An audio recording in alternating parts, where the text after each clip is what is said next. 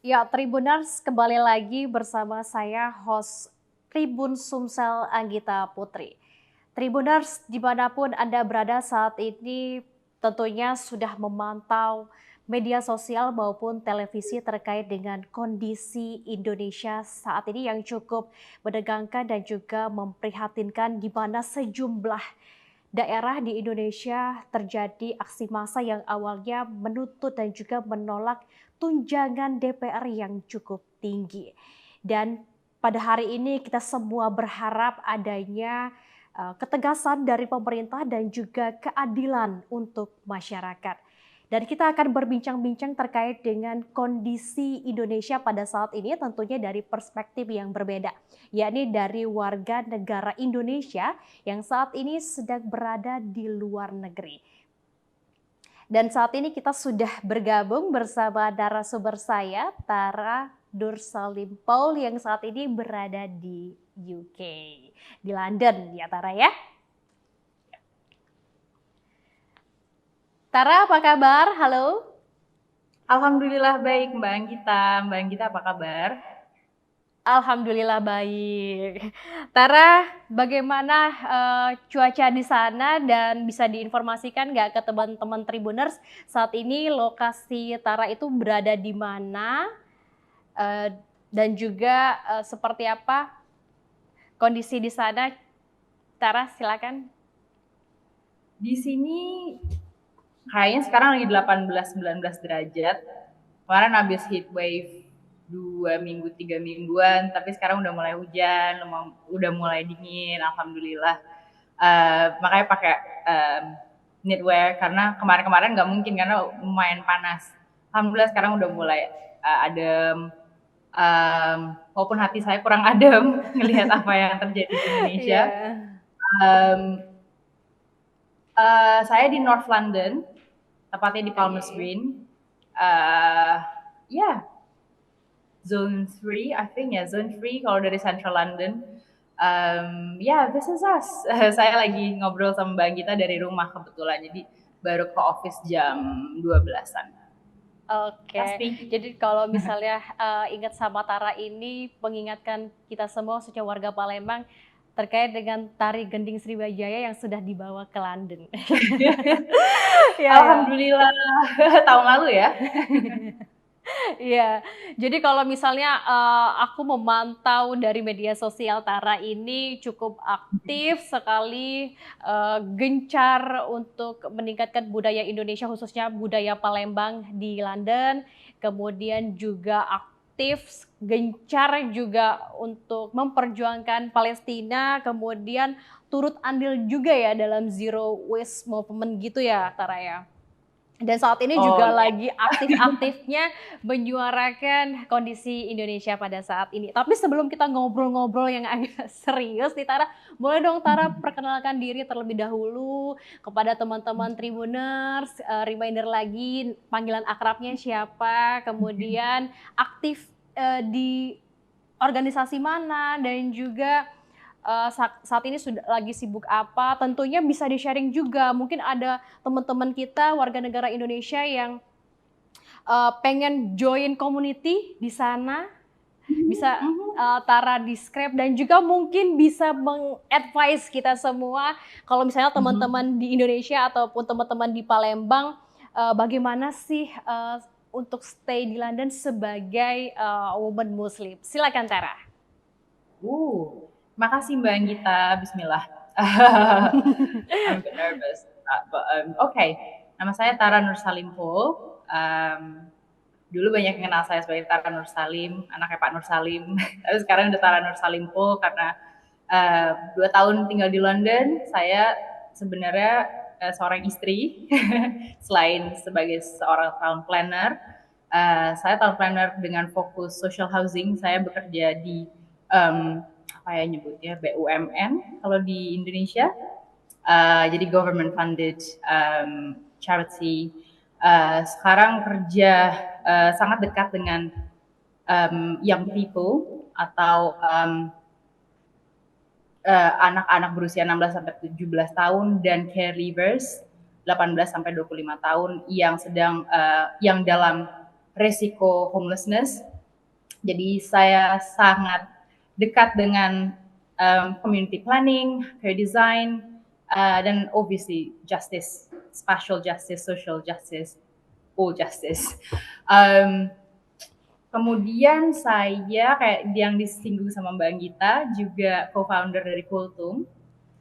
Kultum adalah I would like to say it community interest charity. Itu organisasi belum akan menjadi organisasi yang diregistrasikan di UK, dirun oleh 3 orang Indonesia, yaitu saya dan 2 orang teman saya orang Indonesia, dua-duanya dulu kuliah di Bandung. Kemudian kita ketemu di sini sebagai students di UK, dan memperjuangkan sustainability. Jadi sustainability yang bukan hanya tentang environment, bukan hanya untuk lingkungan hidup, tapi juga untuk built environment, lingkungan binaan, karena saya sebagai planner dan urban designer itu jadi responsibility saya juga.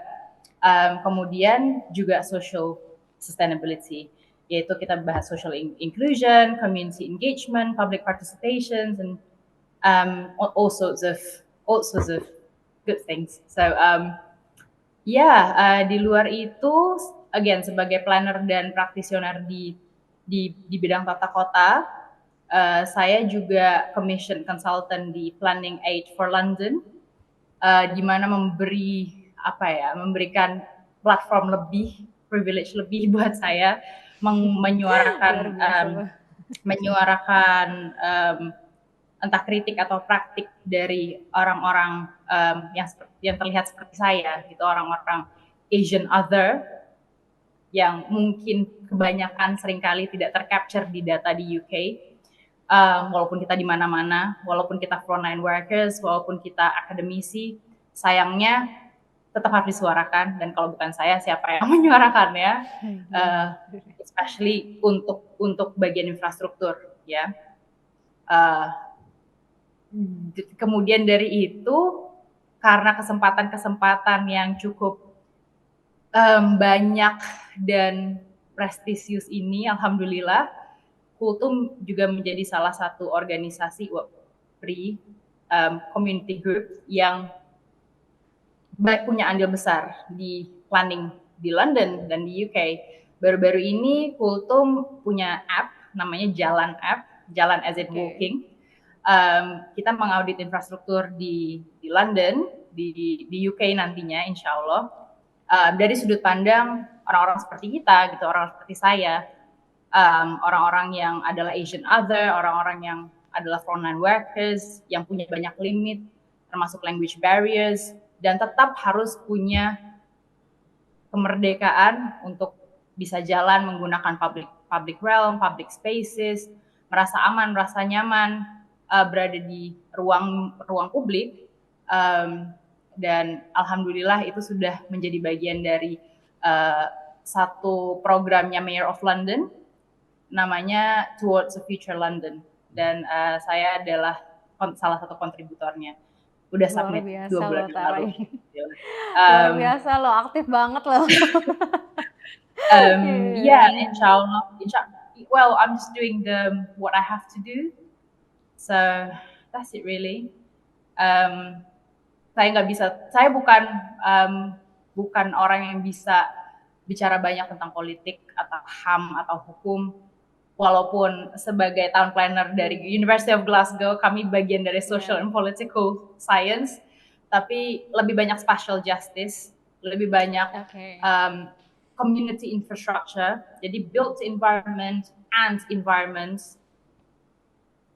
But what can it, what implications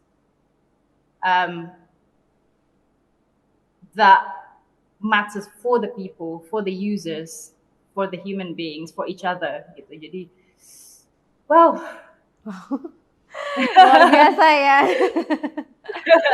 Iya, Tara, sebelum kita memulai obrolan kita yang terkait dengan kondisi Indonesia pada saat ini, mungkin Tara kan sudah memantau mungkin dari media sosial dan kita akan berbincang-bincang dan saya akan sedikit tanyakan kepada Tara seperti apa sih sebagai warga negara Indonesia yang ada di London, melihat Indonesia pada saat ini seberapa kecewa dan seberapa sedih sih Tara melihat dari kota nan jauh di sana. Kemudian juga mungkin Tara bisa sedikit menceritakan apakah media di sana cukup meng-highlight case kita di Indonesia saat ini. Silakan Tara. Terima kasih Mbak Gita. Ini akan sulit sekali buat saya karena sulit dalam artian personally saya sangat resah gitu.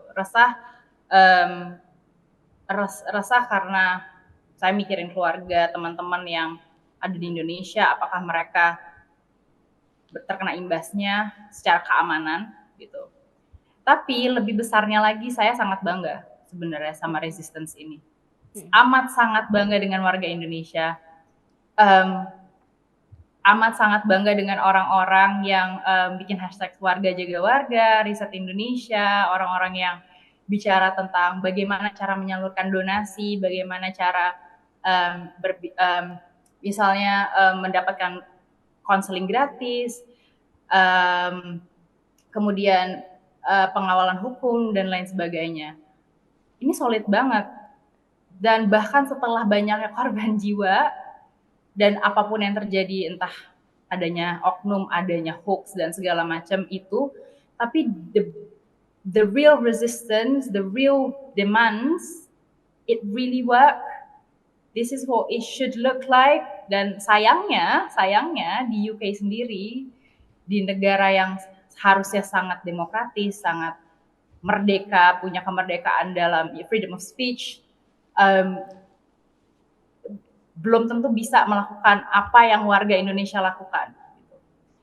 Saya lebih menyoroti atau meng-highlight bagian-bagian di mana orang-orang, baik yang seperti saya di luar negeri atau yang di Indonesia, yang ada di paling nggak ada di followers dan following saya, adalah orang-orang yang semuanya nge-share hal-hal yang sama.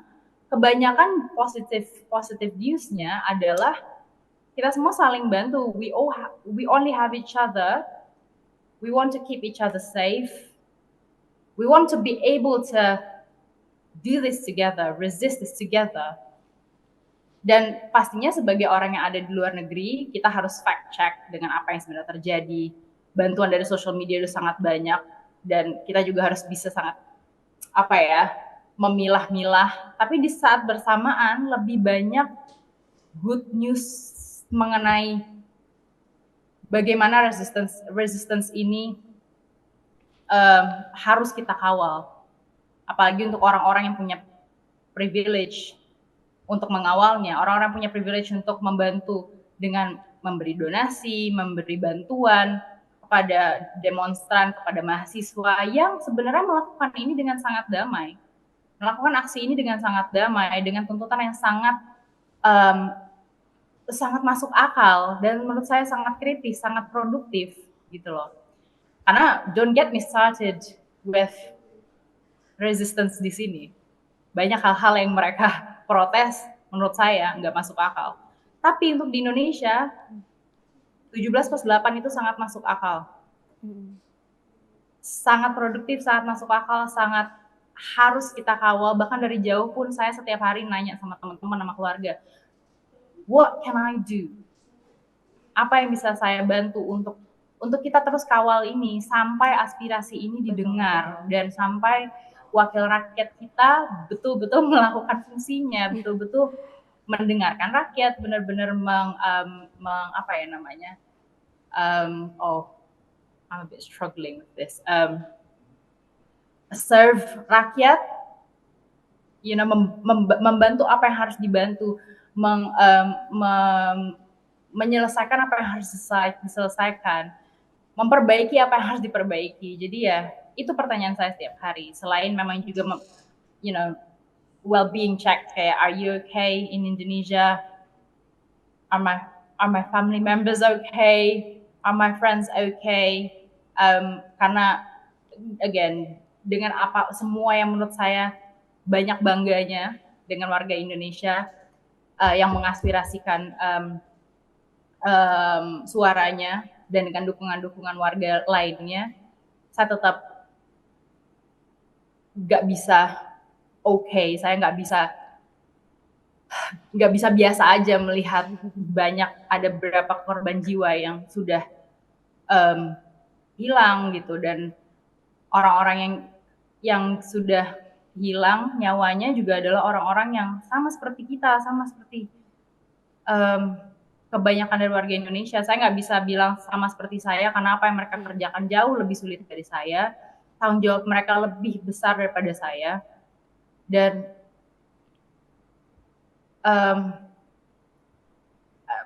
I don't know, I started to mumble now, but yeah. Tapi kalau bisa di-compare ya, bagaimana warga negara Indonesia yang ada di London itu cukup perhatian banget sama kondisi Indonesia pada saat ini. Artinya kan sangat disayangkan ya Tara ya, kalau misalnya ada pemuda yang sudah di Indonesia tapi dia apatis dan dia bahkan tidak peduli gitu dengan kondisi negaranya. Kalau menurut Tara kalau bisa pulang-pulang nih gue gitu ya Tara ya. 100%. Tapi kalau misalnya di UK sendiri itu ada aksi turun ke jalan nggak sih Tara, mungkin terkait dengan kondisi Indonesia saat ini yang mungkin di beberapa public place-nya seperti itu Tara? Jumat besok ada London bergerak. Kayaknya di negara-negara lain, di kota-kota di negara lain udah duluan. Alhamdulillah akhirnya London bergerak juga. Kalau saya nyebutnya gitu. Sayangnya saya harus bicara sama line manager dulu apa saya bisa keluar dari kantor saat itu. Pengennya bisa, karena Kultum juga harus bisa mengawal ini, menggunakan app kami untuk memastikan orang-orang aman di jalan ketika melakukan ini. Jadi kembali lagi ke apa yang saya kerjakan sama Kultum, sama teman-teman saya yang pintar di Kultum, yang bikin app dan berusaha untuk membuat menyuarakan keberlanjutan orang-orang Indonesia, orang-orang kulit warna, orang-orang seperti kita di negara ini, di negara UK. Saya pengennya nanti pas London bergerak, kita bisa bantu banyak, paling enggak memastikan jalanan dan infrastruktur di London ketika kami melakukan itu adalah ya aman, nyaman, aksesibel buat siapapun, termasuk mungkin untuk ibu hamil, untuk elderly yang ada di wheelchair atau untuk penyandang disabilitas. Dan itu yang lagi kita koordinasikan antara saya, Tika, dan Hilman. Karena again kita mau mengawal ini, kita mau ini sekondusif mungkin supaya semakin efektif juga penyampaian aspirasinya, supaya menjadi bukan cuma good impression tapi memang good delivery, bahwa this is how we do it. Dan wakil rakyat juga harus lihat gitu kan, mereka keluar negeri ini, kebanyakan dari mereka keluar negeri. Betul. Semoga nih misalnya ada yang ke London, mereka lihat this is how we do it, this is how we raise a voice, this is how we resist. We're not barbaric. We're doing it the right way. We're doing it accessibly, inclusively, safe. Jadi nggak adil dong dengan victimization yang katanya ada oknum yang merusak, menjarah dan segala macam itu. Because I believe that's not what happened. I believe that's not what happened. And it's not gonna happen here. Ya artinya tetap disampaikan dengan positif ya, dan tidak memprovokasi satu sama lainnya. Tapi kita di sini teman-teman dari Indonesia cukup mengucapkan terima kasih kepada Tara dan juga teman-teman di UK, dan juga ada infonya juga teman-teman di Jerman sudah berorasi di depan Brandenburg Gate. Kemudian juga teman-teman di Aussie yang memantau, ada nggak nih pejabat-pejabat yang ikut event-event running di saat demo saat ini. Dan kita di Indonesia ini mengucapkan terima kasih kepada teman-teman yang ada di luar untuk tetap nggak bosan-bosan menyuarakan kondisi Indonesia pada saat ini ya Tara ya. Yep, of course. Yeah, no, absolutely. Saya tetap mau mengulang lagi bagian kalau masih ada waktu, bagian kesedihan, keresahan saya terhadap apa yang udah terjadi ke keluarga korban terutama. Um, di hari pertama itu terjadi, paling nggak kami bertiga dari Kultum, co-founders Kultum, saya yakin kita semua udah nyari tautan-tautan untuk gimana caranya donasi, gimana caranya mengawal dari dengan LBH Jakarta atau dengan Komnas untuk mendapatkan keadilan buat korban jiwa yang terdampak dari ini. Kita banyak baca, kita banyak lihat apakah ini bentuk dari viktimisasi, apakah ini bentuk dari kekerasan. Dan ini juga adalah demand yang menurut saya sangat masuk akal, demand yang warga mau tuntut keadilannya untuk sesama warga. Karena ini bisa terjadi di sepupu saya yang masih kuliah di Bandung. Ini bisa terjadi untuk bapak saya yang kerja di jalan, karena beliau memang bikin jalan. Ini bisa terjadi di ibu saya yang adalah relawan untuk relawan HAM di Palembang dan di Indonesia. Ini bisa terjadi siapa aja gitu. Bahkan di sini pun pagi ini satu hal yang saya bilang sama orang tua saya, I'm not gonna put yourselves in danger. But if this means that I put myself in danger by speaking up, I don't know what to say. Mudah-mudahan enggak, karena menurut saya enggak mengetek siapapun, saya enggak menyebutkan hal-hal yang saya tidak pahami. Tapi yang jelas tuntutan pertama di 17+8 adalah keadilan. Dan itu juga bagian dari ideologi kita, Pancasila. Yang saya nggak akan pernah lupain.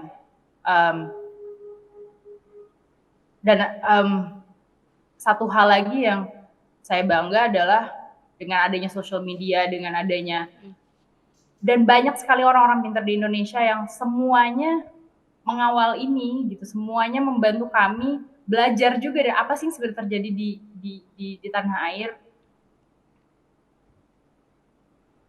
Sekarang tuh udah nggak bisa lagi, semua tuh udah ada di internet, semua ada buktinya. Betul.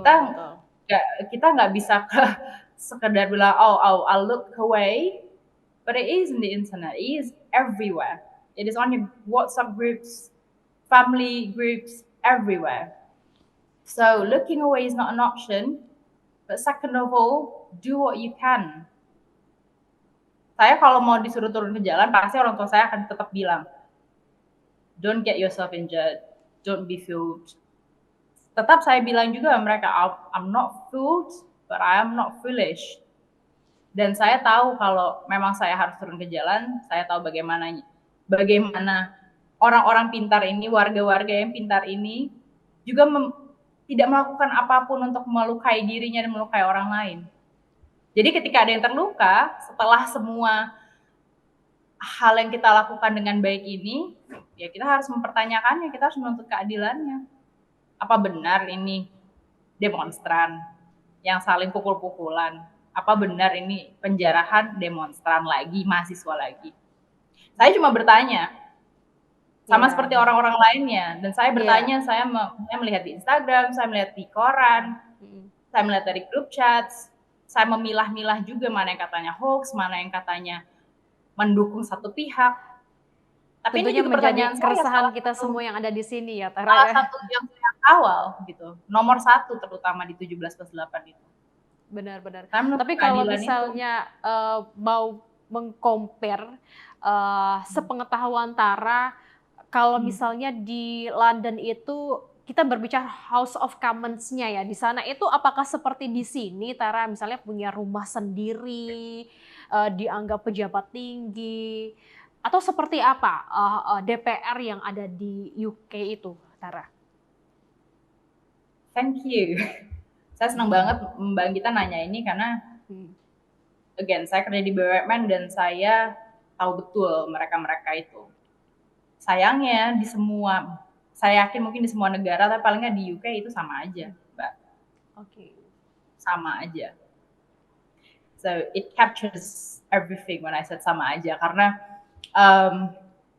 dan again kenapa saya bilang saya bangga, karena di Indonesia tuntutan yang kita bikin ini, kita semua, we are on the same page about this. We want to audit their bank account, we want to audit their houses, their belongings. Sayangnya di sini, kadang-kadang kalau kita mau protes atau mau demo, orang-orangnya bahkan nggak sekritis di Indonesia yang sampai bikin 17+8 demands. Oke. Sangat produktif menurut saya. Di sini kita mau bikin kayak gitu, ya bisa. Tapi kebanyakan sayangnya semua itu out of anger aja.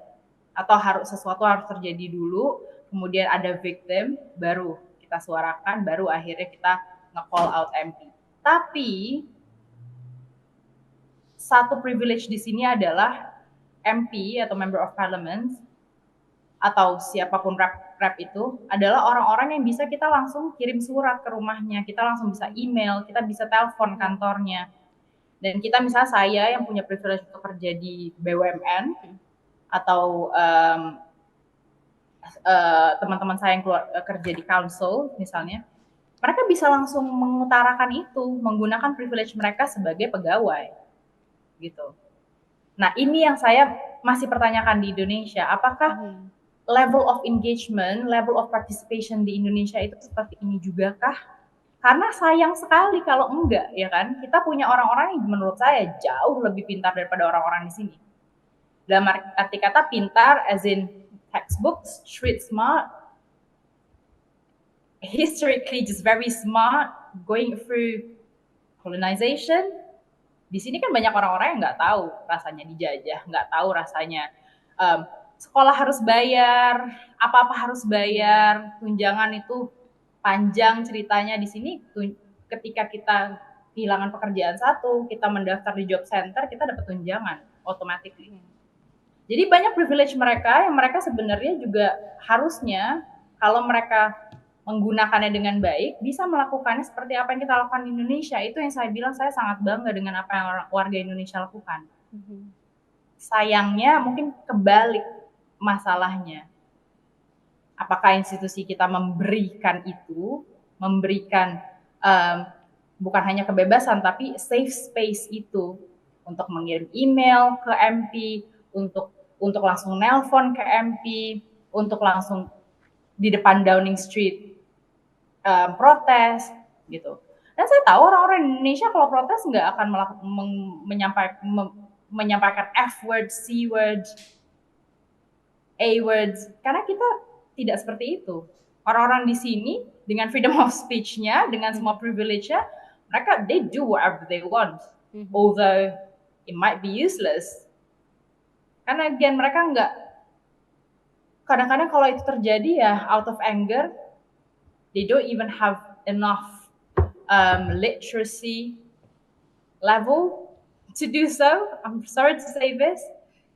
Dan akhirnya itu tadi kenapa orang-orang kulit warna seperti saya dan teman-teman yang malah lebih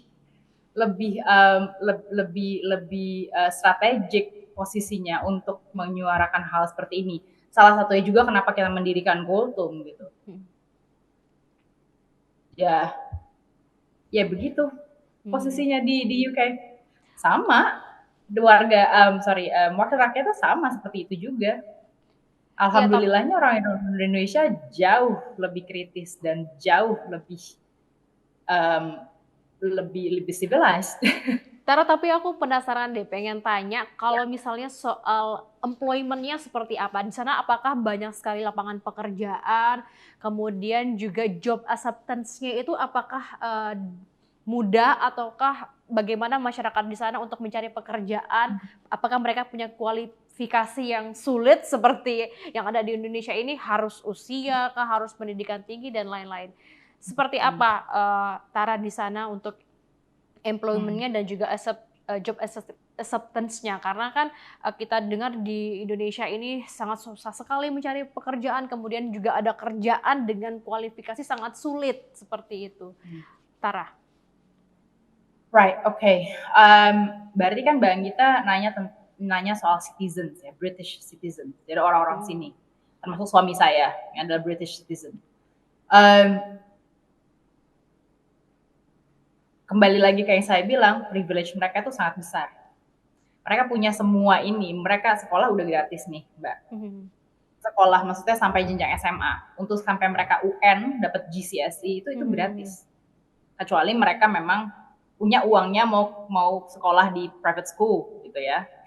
Di boarding school misalnya. Tapi untuk semua orang sekolah itu gratis. Semua British citizens itu bahkan enggak juga sih, bahkan anak-anak orang luar yang akhirnya sekolah di sini mereka tetap sekolah gratis. Kemudian untuk masuk university, S1, S2 itu ada loan, ada postgrad loan. Jadi mereka itu bisa minjem uang dari pemerintah dan akhirnya nanti di repay-nya itu juga berapa sih per bulan sesuai gaji gitu, dipersenin dari gajinya. Jadi untuk dapat S1, S2 itu bisa dikatakan mudah selama mereka mau sekolah, ya kan? Selama mereka tidak menggunakan mentality kayak, oh I don't need school, I can just ask for money from Job Center. Sayangnya Mbak Anggita, itu yang saya bilang tadi. Mereka tidak menggunakan privilege ini, dan mereka, yaitu tadi, ada first world problems, ada mentality yang, oh, this is our land, this is not your land, Tara. You're a foreigner. You stole my job. These immigrants, they stole our job, stuff like that. Sehingga mereka melihatnya, oh susah nih cari kerja. Mereka mintanya orang-orang yang udah S2. Dan kenapa orang-orang S2 semuanya dari luar negeri gitu. Jadi ada mentality yang menurut saya, ya yang menjawabnya apa? Yang menjawabnya adalah mentality-nya gitu. Di sini ya employment itu bahkan di-train anak-anak yang umur 16 sampai 25 yang saya kerja secara langsung di social housing yang saya run, itu adalah orang-orang yang, bless them, they're at risk, punya problem di rumahnya atau mereka punya problem, banyak problem masa lalunya. Kemudian sama council, sama kecamatan, kelurahan, bahkan sampai di tahap city hall, itu ada trainingnya, Mbak, training untuk misalnya dia belum lulus SMA atau dia belum bisa ngambil UN, mereka bisa dikasih lagi receipt untuk menyelesaikan dan dapat menyelesaikan SMA-nya dan receipt GCSE-nya atau UN-nya. Kemudian mereka kalau mereka nggak mau kuliah, mereka ditanya, jadi maunya apa?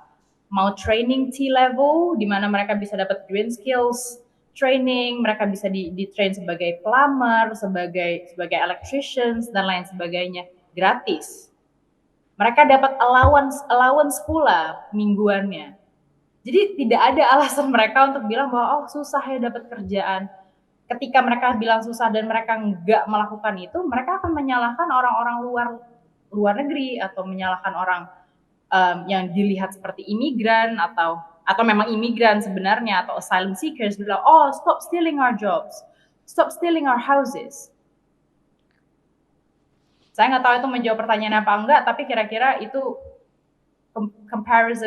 comparison yang Mbak tanya, mudah-mudahan terjawab di sana. Jadi ya kalau saya mau menjawab sebagai imigran, sebagai orang luar, menurut saya acceptance atau employment sebagai WNI, alhamdulillahnya orang-orang Indonesia yang kesini adalah scholars usually, orang-orang yang dapat beasiswa, orang-orang yang seharusnya pulang ke Indonesia, right? Atau orang-orang yang memang punya privilege, being self-funded, dikirim orang tuanya ke sini untuk bersekolah, dan mudah-mudahan mereka besar kemungkinan mereka dapat pekerjaan karena kita semua di sini sekolah di Russell Group atau Ivy League kalau di US. Kita sekolah di university yang ibaratnya untuk orang sini aja mereka menganggapnya susah, padahal mereka nggak mau. Ya Tara, memang luar biasa sekali ya. Kita kan tidak mencoba untuk mengcompare kedua negara ini, tetapi kan yang dengar-dengar wakil rakyat kita, DPR kita yang sering ke luar negeri seharusnya bisa mengambil ilmu dari luar negeri dan mungkin juga bisa belajar dari negara-negara lain seperti apa sih mensejahterakan masyarakat itu. Kemudian juga ada beberapa informasi juga yang aku pernah dengar dan juga aku notice memang luar biasa sekali sih di UK. Katanya pernah untuk soal aparatusnya itu pernah melay off 600 aparat karena tidak bekerja secara profesional. Kemudian juga di UK ini katanya juga ada 18 university yang jurusannya itu adalah jurusan kepolisian, yang artinya memang ilmu-ilmu seperti ini seharusnya bisa diadopsi oleh Indonesia, bahwasanya untuk menjadi aparatur itu harus dipreser terkait dengan akademisinya, harus seorang ahli, harus seorang profesional, seperti itu. Tapi dari semua yang terjadi sepekan terakhir ini, Tara, apa sih yang paling membuat Tara geram? Apakah government-nya, ataukah aparaturnya, kemudian bagaimana House of Commons-nya, lalu siapa nih yang paling membuat Tara geram dari anggota DPR mungkin? Kemudian apakah dari sisi penjarahannya? Silakan Tara. Balik lagi ke 17+8 ya, Bang Gita. Yang saya baca setiap hari, tiap bangun pagi, termasuk suami saya pun baca, karena kan udah banyak English translations-nya. Saya geram karena wakil rakyat kita, pertama, mereka kan punya privilege ini untuk kunjungan kerja ke luar negeri, untuk punya uang lebih, bayaran lebih gitu. Yang bahas sebenarnya dengan atau tanpa posisi mereka di DPR, mereka bisa membantu rakyat, warga, bahkan bisa bukan cuma mengaspirasikannya ya, langsung aja bantu, langsung aja beramal, bisa sebenarnya.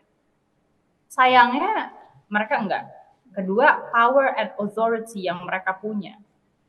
The audacity of asking for more money, pay rise, benefits. Really?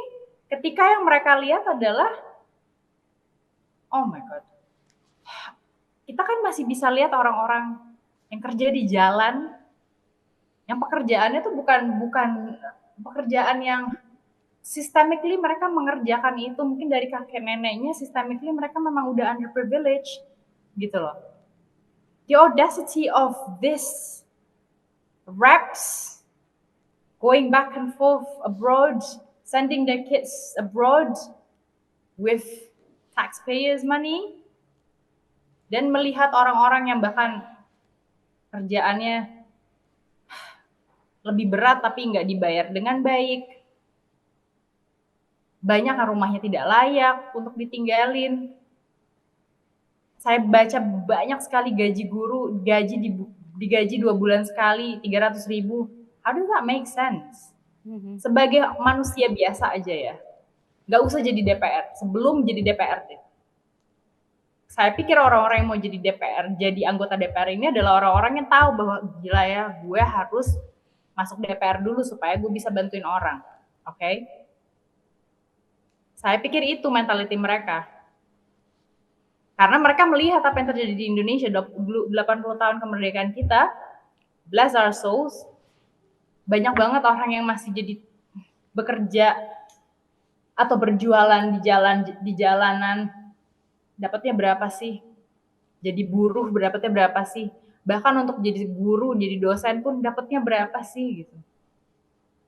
Nah, saya pikir orang-orang yang mau jadi anggota DPR ini, mereka melihat itu, mereka mau dapat power-nya, dapat authority-nya, untuk kemudian membantu orang-orang yang visibly kita lihat sehari-hari gitu. Ya kan? Nah, ternyata enggak. Dan ternyata malah menggunakan benefits, menggunakan power dan authority itu untuk kunjungan kerja. Terus menyekolahkan anak-anaknya self-funded, ya, di luar negeri. Yang kemudian, sorry to say, saya tahu berapa orang yang anak-anaknya juga they're not really doing it. Mereka cuma merasa, oh yeah, we've got the money, we go to unis here, we hang out. They're not really doing what they have to do. Not even criticizing what their parents do. Or do what they have to do. Paling enggak itu tadi sebagai manusia biasa. lu bisa sih sebenarnya nolongin langsung tanpa harus jadi anggota DPR. Kalau saya sesimpel itu mikirnya. Nah, ketika udah jadi anggota DPR dengan semua power and authority ini, you should have done better, way better. Orang tua saya dari swasta. Dan untuk bilang kita mau bantu orang, ya kalau mau bantu ya bantu aja, selalu gitu. Orang tua saya bilang, kalau mau bantu, bantu aja. Lo mau bikin organisasi, mau apa, ya nggak apa-apa, silakan bantu aja. Lo kalau punya uangnya, punya fasilitasnya, lakukan. Jangan nunggu jadi anggota DPR dulu, karena kita merasa ya, kita memilih anggota DPR, kita melihat, oh visi misinya baik, kita pikir mereka akan melakukannya. Saya nggak bisa menyalahkan orang-orang Indonesia yang juga apatis dan skeptikal, karena mungkin itu yang selama ini kita lihat selama 80 tahun merdeka. Tapi alhamdulillahnya dari beberapa hari ini, orang-orang yang tadinya saya lihat skeptikal dan apatis, they started sharing stuff, they talk about it, they can't stay quiet, and that is the power. Berarti apa? Berarti sekarang semuanya udah setuju kan?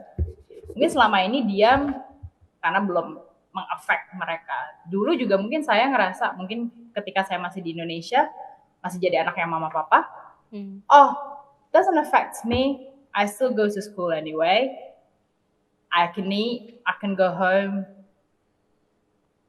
decent sleep at night. Tapi ketika saya ke UK, banyak sekali yang saya pelajari di sini juga. Saya warga kelas 2, saya nggak punya paspor UK, saya harus cari kerja ketika COVID, jauh sebelum saya menikah. Dan akhirnya saya tahu, oh gini loh rasanya jadi warga. Jadi artinya orang yang tuntutan harus kita selama ini bagaikan masih seperti the tip of iceberg ya, Tara ya. Masih banyak lagi tentunya keluhan-keluhan yang kita punya seperti itu. Suara-suara rakyat untuk government kita. Kemudian Tara, terakhir nih, apa sih sebenarnya harapan Tara sebagai warga negara Indonesia yang ada di sana melihat kondisi Indonesia saat ini, dan juga harapannya untuk pemuda-pemuda yang mungkin masih apatis di Indonesia ini, seperti apa Tara? Harapan Tara?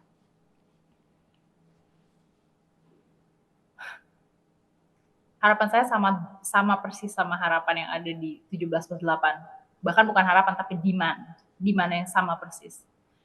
Karena saya nggak pernah tahu gimana rasanya jadi itu tadi, guru yang dibayar 2 bulan sekali 300.000.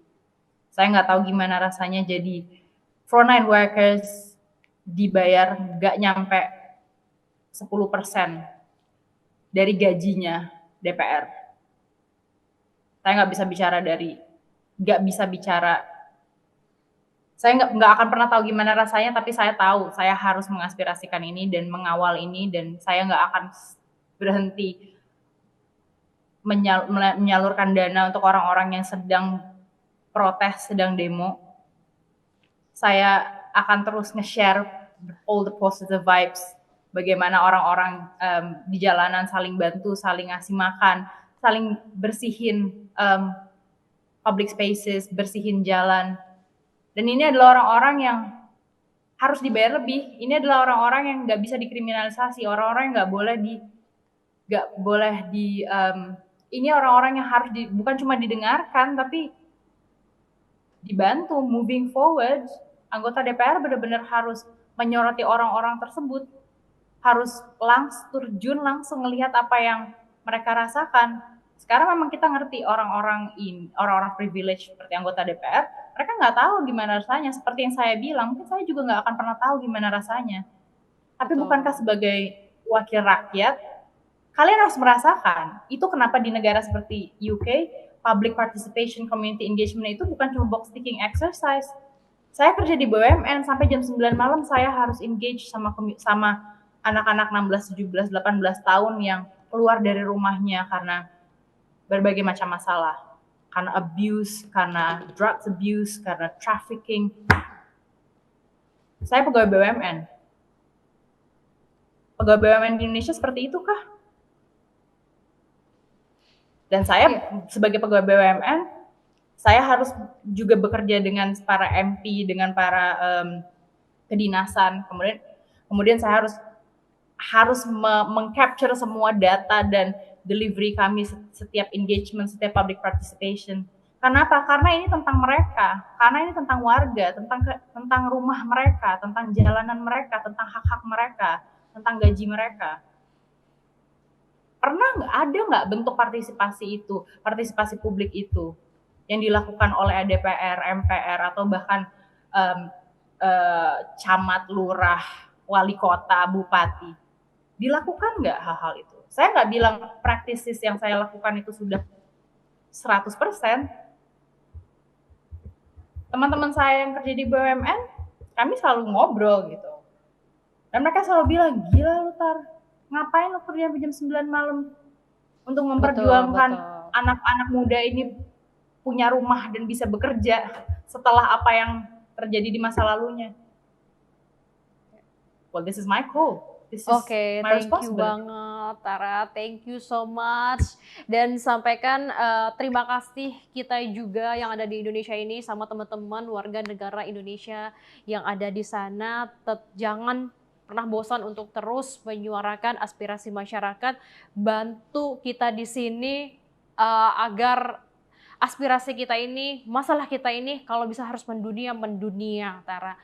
Jadi kita udah dapat advice-nya dari Tara dan juga kita sudah dapat konklusinya bahwasanya Tribuners memang suara Tara ini adalah suara kita semua, suara rakyat.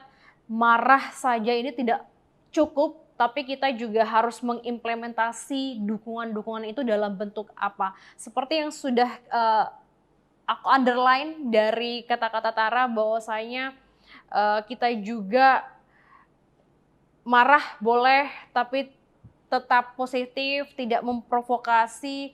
Kemudian juga kita tentunya harus tetap saling menjaga di kondisi Indonesia yang sangat sensitif saat ini. Tentunya kita tidak hanya marah saja itu tidak cukup, tapi kita juga harus punya knowledge-nya, punya pengetahuannya.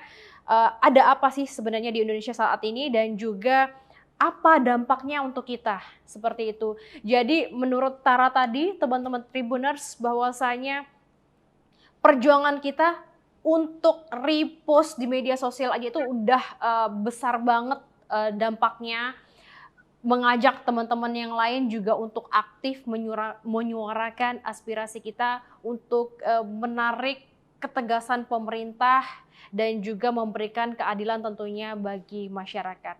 Thank you Tara sudah bergabung bersama Tribun Sumsel. Nanti kita akan ngobrol-ngobrol lagi soal kondisi Indonesia pada saat ini. Dan sampaikan salam kami Tara kepada teman-teman yang ada di sana. Waalaikumsalam.